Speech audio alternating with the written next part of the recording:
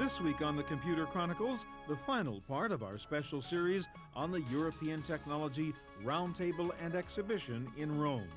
We'll talk with Microsoft's Bill Gates about what it will take for the high-tech economy to bounce back. The Red Herring's Tony Perkins says with the Justice Department heat now off Microsoft, they are once again the big monster that everyone has to be afraid of. With Windows bundling more and more functionality into the operating system, is there still room for a software industry? Symantec CEO John Thompson says yes. What's the future for the bruised B2B internet companies? Commerce One's CEO Mark Hoffman says B2B is here to stay. And what will the Internet of the future look like? Marimba's chairman, Kim Palese, says the net will succeed when it disappears. The final part of our coverage of the ETRE conference coming up next on the Computer Chronicles. Computer Chronicles is brought to you by the Oracle Small Business Suite, one completely integrated application that helps make it easier to run your business, including accounting, sales and service, your web presence, and more. Additional funding is provided by PC to PC, the online migration service from PC First, moving files, applications, and preferences from your old computer to your new one. Just a few days ago, thousands of people were gathered here at St. Peter's Square at the Vatican in Rome, waiting to hear what the leader of the Catholic Church, Pope John Paul, had to say about the path to peace in the world. Well, at the very same time, just across town, in a hotel conference center, another large crowd was assembled, waiting to hear what the leaders of the high-tech industry had to say about the path to economic prosperity in the world. None of that stuff is slowing down. Bill Gates is perhaps the one industry leader whose words command the most attention. And during a satellite interview here at ETRE, Gates said that despite the naysayers, he is optimistic about the near-term future of the high-tech industry. I'm personally quite excited about a lot of the things that happen over the next 2 years. And I'd say in order for there to actually be substantial growth, we'll need a combination of the economy getting back to a normal growth situation and some of the advances that drive new waves of both desktop and server purchasing. Some of those advances really need to get into place. On the hardware side, the icon of success is Michael Dell, and he says there is good reason for Gates to be optimistic, especially as Microsoft NT continues to put pressure on the Unix solutions offered by rivals like Sun Microsystems. There's no question that Windows is going to push Sun up into the higher end of Unix. I mean, certainly, they had a fantastic business in the telecom and .com space. And so I think they're being hit particularly hard by the decline among those customers. Nobody questions that they've got a good product. Most people don't also question that it's a very expensive product. So, that combination can work pretty well in an incredible boom. But we're seeing a lot of customers on the margin sort of flip over to Windows as opposed to Sun. And, some people say that the Sun's not going to burn out for 6 billion years. I think it might be a bit sooner. But Bill Gates thinks the opportunities for growth go beyond just beating Sun. He says the majority of businesses still have not fully adapted to the digital age. Businesses are still in the process of going digital. Even though there was all that hype over the last several years, if you look at corporations today, they are overwhelmingly still paper-driven. The way that order processing is done, the way that buying is done, the way that coordination is done. And so slowly but surely, companies are saying that with this new wave on the web, the so-called web services era that's enabled by XML, that they really can get the visibility they want for buying, for customer satisfaction through purely digital processes. And that means software, especially the new XML-based software, which is driving the next generation of internet-based business solutions. Now, some of the software that lets them connect up their applications to work that way, some of that software is just really coming out. And people are finding that the websites they built in such haste over the last 2 or 3 years, that the ability to add code to those, to scale those, really that's legacy software at this point because the tools weren't rich enough. And now some of these XML approaches are going to make it so much easier to build a traditional website, but now also to have it work in this XML web service fashion. Another reason for Gates' optimism is the pending settlement with the Justice Department of the antitrust suit against Microsoft. But with the new XP operating system and XP applications now on the market, there is again concern that Microsoft may be too powerful. I think it's pretty much established at this point that Bill Gates has successfully heeded the internet call. He has repositioned his company to be an internet company, but in the meantime, he's also become a game box company. He's become a media company. He's moving into the enterprise application business. So their tentacles are spreading farther than ever before. And so we would expect Microsoft to continue to be a dominant player. Microsoft is still, on many levels, the ocean in which a lot of these people swim. And it is now such a core part of the infrastructure that everyone here is using.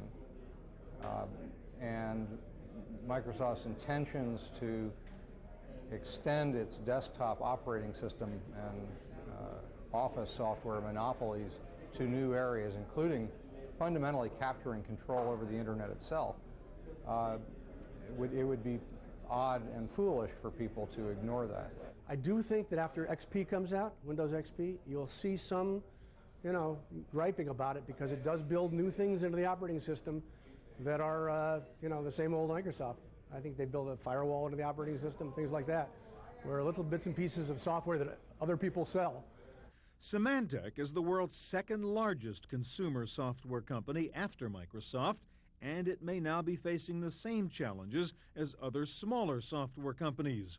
What do you do when Microsoft bundles your functionality into its operating system? Well, we can't run in fear of what Microsoft might do. If you did that, then you wouldn't have a very comfortable life at all. We run in fear of our ability to execute on our own business plans. And if we do that, we'll stay one step ahead of Microsoft or anyone else who's thinking about entering this space. Always the optimist, John Thompson sees a positive side to Microsoft moving into Symantec's traditional market space. We think on the positive side, the fact that Microsoft would include remote control technology in their operating system certainly suggests that customers ought to have that. When they then go and evaluate what's available in the marketplace, they're likely to prove or pick something that's pretty strong, and we think ours is far stronger. The fact that in XP there is a firewall product is an acknowledgement that individual users need a personal firewall. Well, when the individual user goes to the market to look for the best firewall technology, they're likely to pick our product. And so we will continue to innovate in the face of Microsoft incorporating functionality into their operating systems. But Microsoft does not seem worried about its software competitors, either on the application side or the operating system side. In fact, despite the availability of free Linux and free online application suites, Bill Gates concedes that Microsoft's biggest competitor these days is Microsoft. The toughest free competitor that Microsoft has is actually our own installed base. That is, because we don't charge for our software, or you have to pay us on a usage basis or a yearly basis, that is, you buy Windows and you can use it forever, that to our customers is free. And so when they look at a new version of our software, they have to decide not only is the new feature worth the licensing cost, but is it worth the trouble of learning the new software, installing the new software, and all the things that go around that.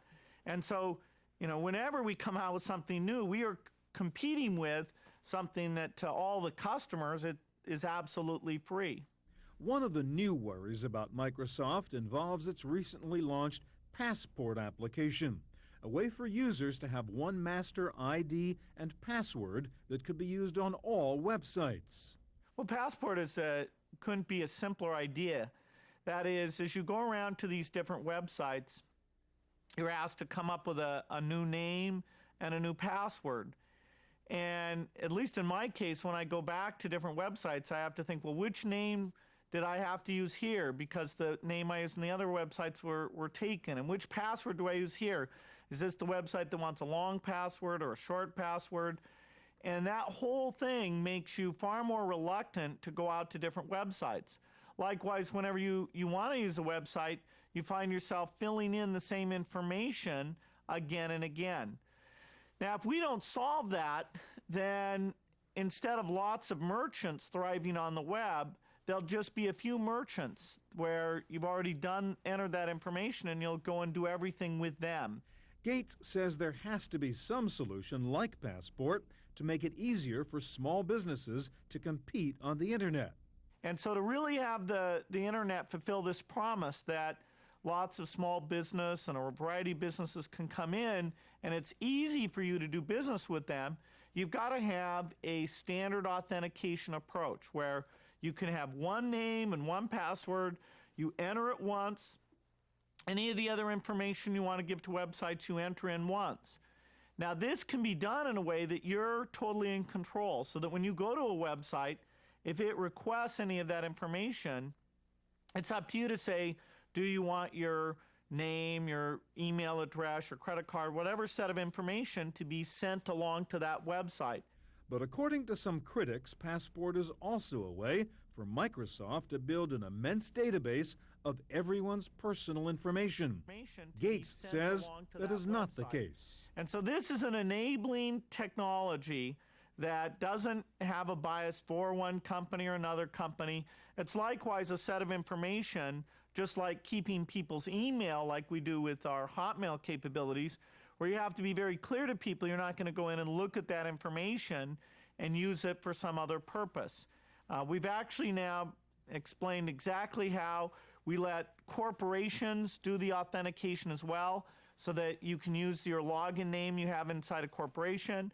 We've explained how the root of trust in this is something that we've turned over to a standards process so that that can be managed in a key way. We've had all the privacy people audit exactly what we're doing with this. So the key to it is to get it to critical mass. Microsoft's new initiatives in e-commerce are aimed not only at consumer sites, but also the so-called B2B sites where businesses sell to other businesses. And the leaders in the B2B space, like Commerce One, say they have learned something from the much maligned consumer e-commerce sites. I think there's a lot to learn, actually, that it goes back to just some of the fundamentals of on the consumer side. I mean, user interfaces are important, ease of use. I mean, the same things are true in the B2B. As you expand the B2B world out to more and more participants in an organization, it's almost like dealing with a consumer. Is it easy to use? Is it intuitive? Can the person understand what you're trying to accomplish? All of those things become, very easy to find content, to find sites. All that stuff is applicable in the B2B world. The B2B sector in general has taken a real pounding over the past year, with buyers, and especially suppliers, resisting the new internet sales model. Suppliers are worried about being commoditized in this marketplace. And so there's been some resistance on the supplier side. But we're actually trying to build tools now that allow the supplier to become more individualistic, to present themselves and their ability more than just, here's this line item. This supplier is also capable of providing the following service, the following delivery, the following quality, all of those things that are important for a supplier to do, and that they can compete on more than just price. One of the problems in the B2B market was the business model, in which B2B software vendors not only wanted to charge for their software, but also wanted a percentage of all sales that used their software. Bill Gates says that was a flawed model. Most of what we're seeing is still the classic purchasing model, where people want to buy a piece of software and be able to use that software as much as they want. One of the other fallacies of the bubble was that people would use these intermediary markets, B2B markets, and instead of paying just a modest fee to get the software to let them do buying and selling, have that as a one-time fee, that people would like to have their transactions marked up. And so every kind of trade they did, buying supplies, selling things, would actually get marked up by a middleman. And that whole model, which was sort of a per transaction payment model, I think has been largely repudiated. Corporations don't want to take on that kind of a cost. B2B has been most successful in specialized market situations where buyers and sellers already have established relationships and where the industry itself controls the marketplace. One such success story is an online marketplace for auto manufacturers called Covisint. One of its founders is General Motors. GM historically was very vertically oriented. You know, I think it bought sand to make glass, you know, and you know, it just was so vertically oriented. And in this, the new way it wants to do business is much more of a distributed outsource business. And so it wants to become more flexible. You know, how can I focus more on design and component assembly? How can I add more services to the car, like internet services to the car, because they have higher value. And so I think that's not only happening at GM, it's happening at many, many companies around the world. And they're just trying to say, how do I get my focus on my core, outsource the rest, and that will be where I do my value creation. Indeed, the staid auto industry is trying to adopt the supply chain strategies developed by new computer industry leaders like Dell and Cisco. We went out to Cisco Systems, which a lot of people don't realize is the largest e-commerce company in the world. They are selling literally billions of dollars worth of networking equipment automatically over the internet. Today, when you analyze those transactions, believe it or not, many of those transactions are not involving a single Cisco employee. So what that means is, generally when people are reordering equipment, they go onto Cisco's website, they place an order, that order goes automatically out to the contract manufacturer. That manufacturer builds that networking equipment and sends it to the customer. And the only thing that Cisco's knows is they wake up in the morning, check their website, and see that they've sold, you know, millions of dollars that night automatically over the web. You know, the car companies are trying to do the same thing. They're trying to say, let me deliver a individually designed car that was designed over the internet, delivered in 10 days. And quite frankly, today they can't do that, you know, because their supply chains are so rigid, so inflexible, that they can see if they have a car in inventory that exactly matches what you did and ship you that car, but that's not individual creation of that car. And so they're trying to do a lot what happened in the PC business, you know, less choice maybe, but you know, more get your components outside the company and just assemble those components quickly into the final assembly and ship that to a customer. As soon as the rest of the business world understands what the Ciscos and Dells are doing to automate their back ends of their operations so that they are able to automatically buy and sell things without any human intervention, then people are going to understand, oh my God, unless I Ciscoize my company or Dellize my company, I'm going to be, you know, I'm not going to be competitive in the future. So the overall view here at ETRE was that despite some of the early B2B failures, the business-to-business part of the internet will eventually thrive. The large companies and small companies alike have only one way to go: online. It will save a lot of money. It will save them a lot of documentation problems. It will save them a lot of logistics nightmare. It will save them a lot of supplier disinformation or misinformation. All those things are going to happen.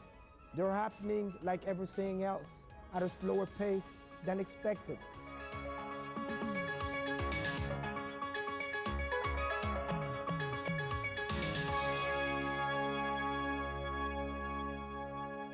An ETRE conference is all about predicting the future. Where will the high-tech economy go, and what will be the new trends in technology? We asked many of the industry leaders here at ETRE to look into their crystal ball and paint a picture of the next few years in high-tech. For Bill Gates, the most exciting new technology market of the future will be speech recognition. In fact, speech recognition software is far better today than it was 3 or 4 years ago. But unfortunately, this is a very interesting market where once you cross over a threshold of reliability where people are very comfortable with it, then you'll have a very large size market. But as long as you're just approaching that threshold, the total market is extremely small. It's a very specialized market that's, say, a 10,000th of the general market. And so everybody dreams of that general market, but until you get to that magic point where it's extremely reliable, you don't really have something that's ready for prime time. For Bill Gates, the other big new growth market will be the business-oriented information appliance in the form of a wireless computing tablet. We've really just scratched the surface with what we're doing for knowledge workers today.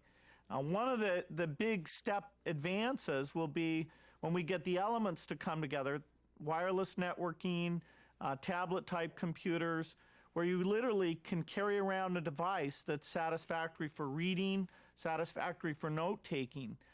That kind of advance means that you won't have this big divide between your paper-based information and your digital information. And that's been a bit of a holy grail. People have talked about it for a long time. It's taken a decade of work on the software pieces and the hardware pieces, whether it's the batteries or the networks, to now say that the critical mass is there to really drive a whole new wave of expectation of what you get out of these personal productivity devices. For Michael Dell, the future is not about technology itself, but about smarter ways to sell technology.